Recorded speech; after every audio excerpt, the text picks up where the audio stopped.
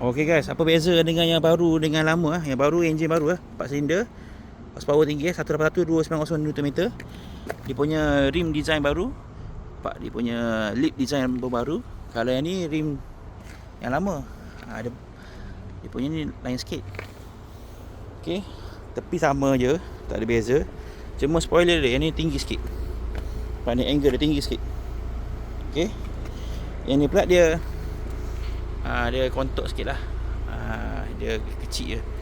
Alright, and then diffuser dia biasalah. Yang ni dia garang lah. Abang biasa, abang. Okey. Nampak belakang dia. Okey. Macam ni lah. Cuma yang ni dia dalam dia apa ni? Interior dia hitam.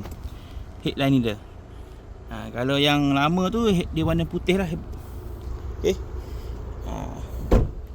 Okey, mana yang tengah mencari Malaysia sporty sedan S70, boleh roger abang. Assalamualaikum, bye bye.